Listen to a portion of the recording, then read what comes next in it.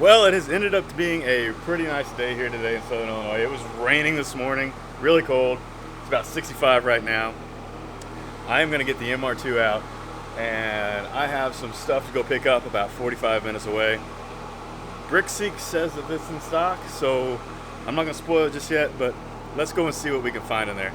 I hope we can find them. That'd be great. Alright, so I'm halfway there, and I checked both the websites again, and they say they're still in stock.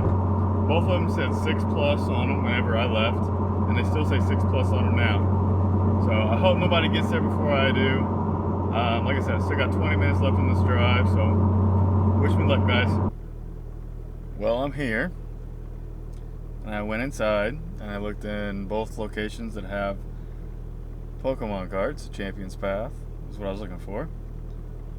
And before I drove down here an hour, they said as long as the website says it's in stock, that they're here. They're on the shelf, or they're in stock, and they can get them for us. I was like, okay. They kept on reassuring me, and I kept on saying, I want to make sure they're there, but oh well. Anyways, so I talked to a manager whenever I got here, because that's who they gave me to, when I was like, hey, do you have this in stock? And she's like, well, if it doesn't put a aisle location, then that doesn't mean we have them on the floor, but they are here, but I can't go get them because a vendor has to put them on the floor. So yeah, that's why this one's not sold out of Champion's Path according to their online website.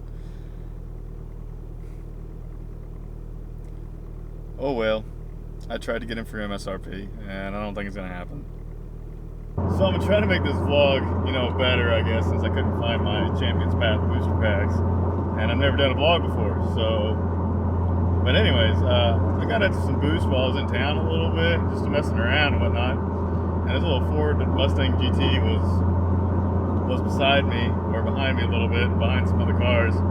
Anyways, they came and chased me down, I guess, and by the time I got across the bridge, they caught up with me, and they were just like, yeah, nice. And I was like, kind of put a little bit of a smile on my face or whatever, but yeah, I mean, kind of put a smile on my face maybe my day after all that.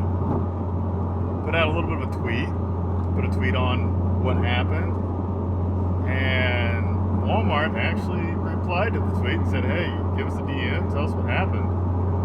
But, so now you guys know it was Walmart. And, well, what happened was I called the store before I left the house. And I was like, hey, we got this item in stock. It says it's in stock on your online, and I want to make sure you guys have it before I drive all the way there. Well, sir, we assure you that if it says it's in stock online, then it's in stock, and we have it. So, alright, well, I questioned her a couple times, and I kept on getting the same answer. So I was like, well, screw it. It's an hour away. I know it's a bit of a drive, but I haven't gotten the MR2 out in a long time, and I figured it would be a great little road trip for the car. So I get down there, and I look in all the places that I can think of. There's 2 or 3 locations that they usually hold Pokemon cards at my local Walmart, and they had them at 2 of those locations at this one. I looked in both of them. I found an empty pin collector Champion's Path box, but I didn't find anything for a price on those, nor any price tags for the ETBs. So I go up to the customer service desk and I ask the lady there, I was like, hey, you guys got any of these in stock? I got a UPC code that you can look up if you want to. And at that time, there was a assistant manager, I guess, what the name tag said, was coming up. She's like, well, sir, let me look. And she looked it up on her phone like I was doing on mine. She's like, it says it's in stock, but she's like, do you see any on the shelves anywhere? I was like, no, not at all. She's like, well, maybe the vendor just doesn't have them on the floor yet. I was like, okay. I was like, well, they're here in the store then maybe, right? She's like, well, most likely they are. But I was like, well, can you go get them? I was like, I'd like to buy them. She's like, well, I can't touch anything that the vendor doesn't have, or doesn't have on the shelf already. We can't go get it for you. So I was like, I called a little bit of BS on that. But anyways, I just kind of was like, whatever, and left. It's like, it was an hour drive. It's nice driving the MR2, and well, I got a little bit of a laugh and a giggle out of it. So, well, after all that, I decided to take a little bit more of a scenic route home. It's got a little bit of curves in it, not much. I mean, no mountain curves or anything like that. We don't have anything that intense around here, but we got some hills and whatnot. I mean, it's nice. The sun's going down. It's 5:30 at night right now. I should be streaming, but I'm not. And well, I guess a little plug right here. I stream every Sunday, Monday night at 5:30 p.m. Central Standard Time. Whenever I'm not out looking for Pokemon cards, I guess. So I do plan on going live tonight when I get home, for as long as my internet wants to work. But for right now, I'm enjoying the MR2.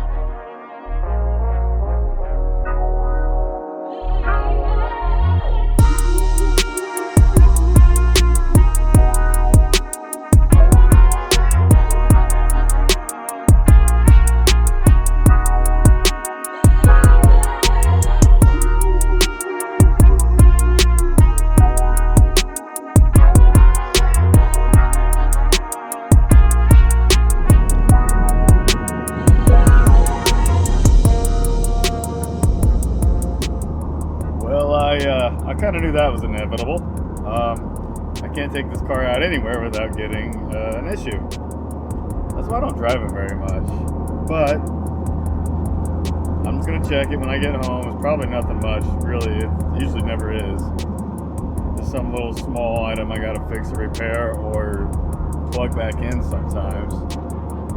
But yeah, I gotta check engine light again.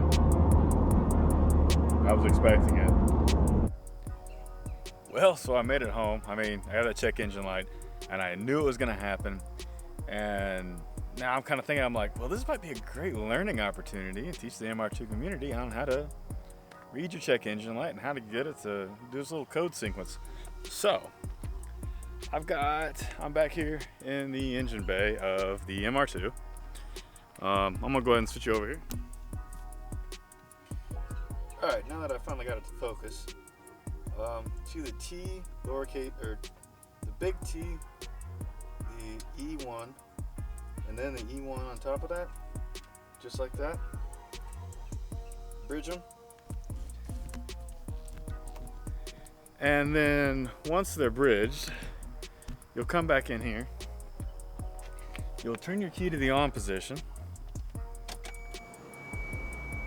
and watch the code.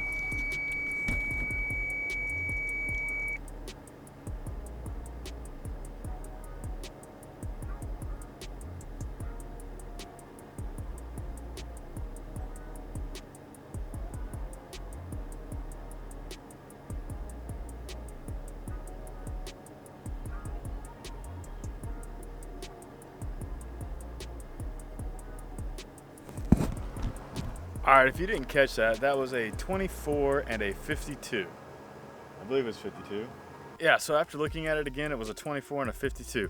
As you can see, whenever it flashes, it'll leave a long pause between the two different two-digit numbers, but it'll leave a short pause between the two different digits of those numbers. So like you saw the flash, and then it paused, and then flashed 4 times, that was 24. And then you saw the long pause, then you saw 5 flashes, a short pause, and 2 flashes, so that's 52. So it's 52 and 24. I'm gonna look those up real quick. I believe 24 is the knock sensor, which the knock sensors are sensitive on these things. And even a little bump in the road will make them go off. It was cut in timing anyway, I wouldn't go into boost. But I need to look and see what a 54 is, and I'll be right back. Well, I gotta correct myself, I was wrong. The 24 is the air intake temp sensor. Yeah, intake air temperature sensor signal, which mine's not even hooked up. I don't have one on my car. I've never hooked it up. So I've thrown that one before. That's why I knew the 24, but I didn't recognize it. 52 is a knock sensor signal.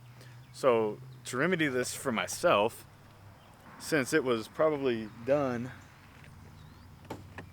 due to me just hitting a bump, usually that's what happens. And I mean, if it's not, then it'll go off again. What I'm gonna do is I'm gonna get in the trunk right here, And you'll unplug all 3 connectors to the ECU. Or you could just unplug your battery from the front for a little while, and that'll do the same thing. It's just easier for me to do that than to get a wrench out and take the wrench off the battery. So either way, you're cutting power to the ECU and resetting the ECU. So yeah, let me get my car back in the garage now. My neighbor's looking at me like I'm weird. I am though, so. Alright, well there you have it, guys. I hope you guys like these vlogs. I'm new to this vlogging stuff. I don't know much about talking to a camera or even my personality or whatnot. I don't know. I'm not a very confident person, let's just put it that way. But yeah, I want to show this thing off. I love this Strad bag. It is nice. I ended up buying that from him. But yeah, he's the inspiration for me to actually start doing these vlogs and stuff, and we'll just see how comfortable I start becoming in front of the camera. Hopefully I get more like him, like how comfortable he is in front of the camera now. Over the last 5 years, it's just been insane for how different he is in front of the camera, and I want to be like that too. So yeah, but this thing is just used the garage so much. And in like 4 years, I put like 2,000 miles on it, and that was it. And most of it was just racing, just going to St. Louis, and autocrossing is all that actually was. But I wanna get into this car a little bit more. I want to drive it some more. I want to start getting into my video recording and vlogging and stuff, and do a little bit more with YouTube. I don't know how much more I'm gonna do, but we'll see. With all that said, I guess we didn't get our Champions Path ETBs like we wanted to. Walmart contacted me, so let's see if they say anything back. I DM'd them, and it was over an hour ago. So I'm kind of curious what they're going to have to say about that.